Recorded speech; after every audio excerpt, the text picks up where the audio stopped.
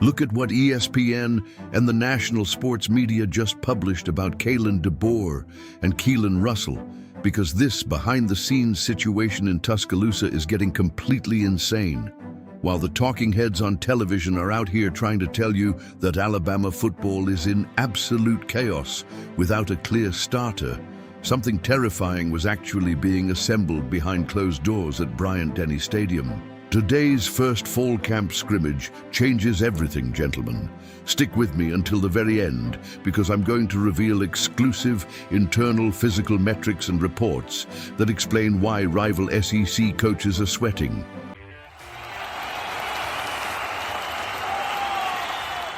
Look, let's separate cold hard facts from national media speculation right now, because what they are saying on national television simply does not line up with the physical evidence on the ground in Tuscaloosa. For the last few weeks, major sports outlets like ESPN and national pundits have tried to sell the entire country on a narrative that Alabama's quarterback battle between Austin Mack and Keelon Russell was a chaotic, disorganized headache. They wanted every Crimson Tide fan to believe that Kalen Deboer lost control of the program, that the transition after Nick Saban was falling apart at the seams, and that Tuscaloosa was heading into a massive preseason disaster. But have you ever stopped to analyze the actual timeline of these reports and compared them to what is quietly happening inside the building? When you connect the dots, an entirely different picture emerges. One that looks less like uncertainty and much more like a masterclass in calculated deception. Look at the facts reported by local beat writers and portals like Touchdown Alabama magazine during the opening stretch of fall camp. While national headlines were claiming Alabama didn't have a leader, inside the practice facility, five-star freshman Keelon Russell wasn't just competing. He was executing a rapid, systematic takeover of the offense. Grubb openly stated earlier in the offseason that Russell's biggest hurdle from spring ball was protecting the football and eliminating costly mistakes. So why did the national media completely ignore the latest internal reports confirming that those turnover issues have virtually disappeared? Think about that for a second. If a young prodigy like Keelon Russell suddenly fixes his only major flaw, sharpens his decision-making, and begins slinging the ball with elite confidence, why would the media keep pushing the story that Alabama is in trouble? Could it be that Kalen Deboer deliberately allowed the media to believe the competition was a mess just to keep rival defensive coordinators in the dark? Is it possible that the national outlets fell right into a trap, feeding the public a story of weakness while Deboer was privately sharpening the most lethal weapon in the SEC? Look at how deep this narrative manipulation actually goes when you examine the national television broadcasts over the past 2 weeks. Analysts were practically celebrating what they called the end of the Crimson Tide era, using every single press conference quote from Kalen Deboer to paint a picture of hesitation and self-doubt. But when you look at the exact words Deboer spoke to reporters, he wasn't expressing doubt at all. He was refusing to reveal his hand before the first full-contact scrimmage. Why would a seasoned head coach give rival scouts free information when he can let the national media fabricate a story of internal conflict for him? Have you noticed how quietly the offensive coaching staff has been operating while the national media makes all this noise?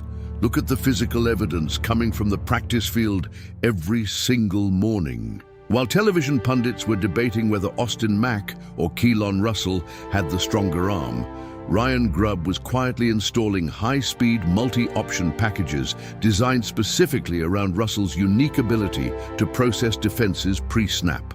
Is it mere coincidence that every time a national outlet published an article questioning Alabama's depth, the coaching staff locked down practice access even tighter?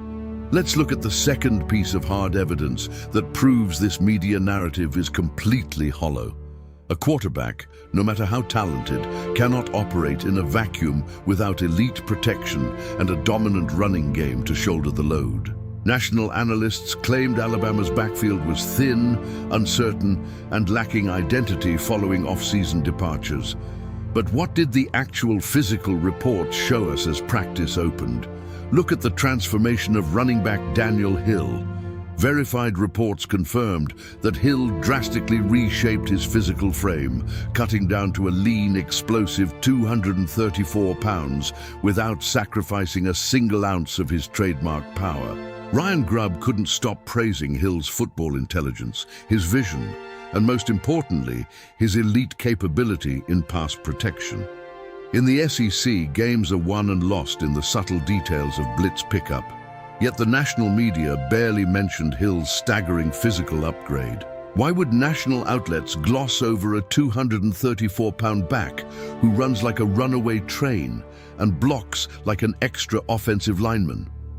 Doesn't it make you wonder if the national talking heads are actually watching the film, or are they just repeating outdated talking points because it sells better to say Alabama is dying?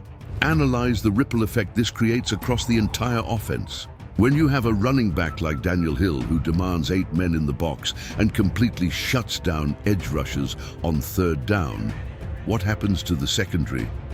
It creates an absolute nightmare for opposing defensive coordinators who were told by ESPN that Alabama's offense would be predictable. Isn't it fascinating how every time the national press writes off a specific position group in Tuscaloosa, internal sources immediately leak news of a player making a monstrous physical leap?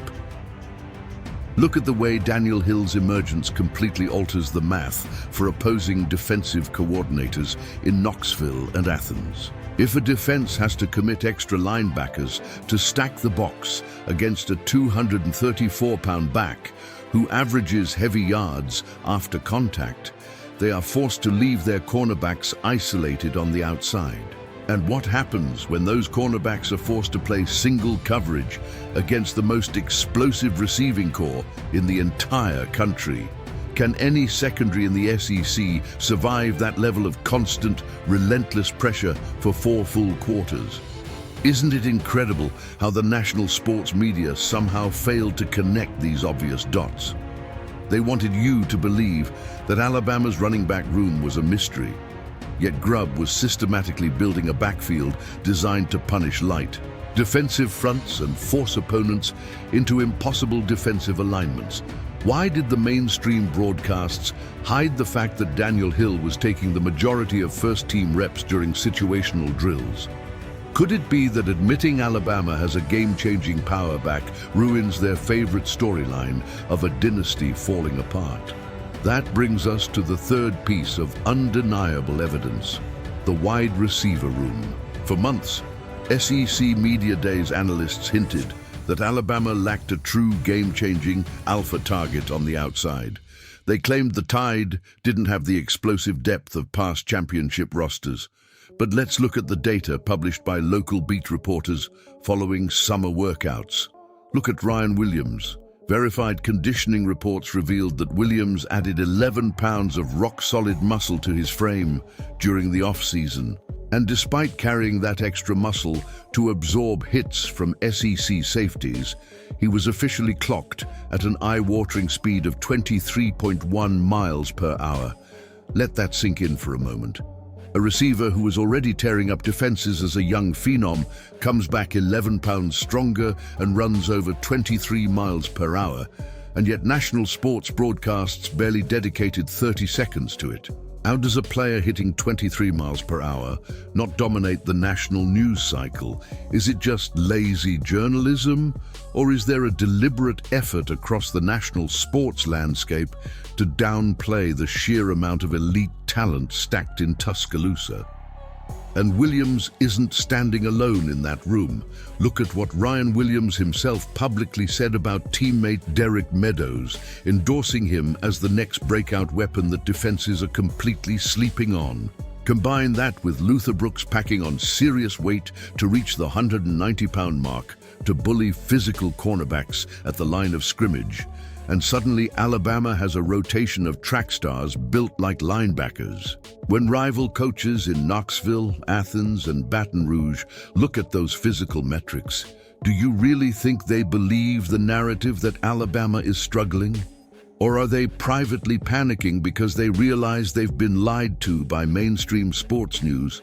Think about what happens when you pair Ryan Williams' 23.1 mile-per-hour speed with Derek Meadows' massive physical radius on the opposite side of the field. How is a defensive coordinator supposed to call coverage when both perimeter threats can stretch the field vertically, while Daniel Hill pounds the ball right down the middle? Have you ever seen a team that was supposedly in transition possess three distinct physical anomalies on the field at the exact same time? Why did national reporters gloss over the fact that Derek Meadows was drawing glowing praise directly from the veteran players inside the locker room? When a playmaker like Ryan Williams goes out of his way to highlight a teammate, it isn't just media-friendly talk. It's a direct warning to every defense on Alabama's schedule. So why did the national networks pretend that receiver depth was a major vulnerability in Tuscaloosa? Is it possible that the national media simply cannot accept that Kalen Deboer reloaded this roster faster than anyone thought possible? Look at the offensive line, the very engine of Alabama football. Media outlets tried to create panic over the left guard battle between William Sanders and Michael Waldrop, as well as Javon James taking early reps over Nick Brooks at right tackle. They called it instability. They called it a red flag. But if you listen to what Ryan Grubb actually said, the goal was always to use the first major scrimmage at Bryant-Denny Stadium to lock down the starting five and build chemistry before week 1. Isn't it funny how the media calls strategic depth rotation confusion, but when Georgia or Ohio State does the exact same thing, it's called championship squad depth? Why is there a completely different standard applied to Tuscaloosa the moment Kalen Deboer steps on the field? Why are the national broadcasts so eager to crown other programs while ignoring that Alabama is quietly executing a brutal military-grade preparation camp behind closed gates? What are they so afraid of? Could it be that the national sports media desperately wants the Alabama dynasty to be over, so they interpret every routine tactical decision as a sign of impending doom? Look at how the defensive side of the ball connects to this exact same pattern of media misdirection. While television networks focused all their attention on minor offensive line rotations, they completely ignored the quiet, devastating upgrades happening under defensive coordinator Kane Womack.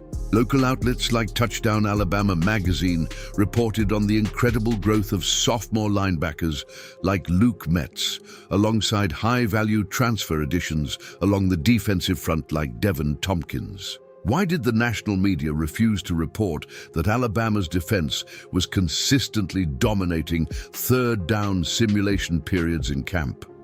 Does it make any sense to claim a football program is in trouble when their defense is fielding NFL-caliber talent across all three levels and forcing the offense to sharpen its execution every single day? When you analyze the sheer depth being developed on both sides of the line of scrimmage, doesn't the national media's narrative of a fading program look completely ridiculous? Why are rival fan bases celebrating preseason polls when the actual film from Tuscaloosa shows a roster stacked with physical freaks? Look at what happened in today's scrimmage at Bryant-Denny Stadium. While cameras were kept out and official statistics were held tight to the chest, the whispers leaking out of the building tell a story of complete, unadulterated domination. Keelon Russell pushing the ball downfield with surgical precision. Daniel Hill punishing defenders up the middle. Ryan Williams blowing past coverage like it wasn't even there. The pieces of the puzzle aren't just coming together, they are locking into place with terrifying force. The national media tried to paint a picture of a sinking ship, but the reality is that Kalen Deboer just built a battleship in total silence. What happens to the rest of the college football world when this team steps onto the field in week 1 and completely obliterates the low expectations set by national analysts? How fast will television pundits change their tune the moment Keelon Russell throws his first touchdown pass or Daniel Hill breaks his first 50-yard run? Will the national media apologize for misleading the public for months? Or will they pretend they saw this explosive offense coming all along? So look at the entire picture now and connect every single point. The media claimed the quarterback position was a crisis, yet Keelon Russell eliminated his turnovers and took command of the huddle. They said the offense lacked physical identity, yet Daniel Hill transformed into a 234-pound weapon, and Ryan Williams hit an incredible 23.1 miles per hour. They claimed Deboer was out of his depth, yet he kept the entire country focused on fake drama while sharpening a championship-caliber roster right under their noses. When you look at cold hard facts, real physical data, and verified reports instead of TV sound bites, who do you think actually holds the upper hand heading into this season? Did Kalen Deboer outsmart the entire SEC media apparatus by letting them believe Alabama was vulnerable? Is Keelon Russell about to shock the entire college football world the moment he steps on the field as the undisputed leader of this offense? What do you guys think about all of this? Does this behind-the-scenes strategy make complete sense to you, or do you think the media actually believes what they are broadcasting? Who do you think officially takes the reins of this offense when the lights turn on in week 1? Leave your thoughts down below. Drop a comment because your feedback is huge for the channel. Give us a like, subscribe, and as always, roll Tide.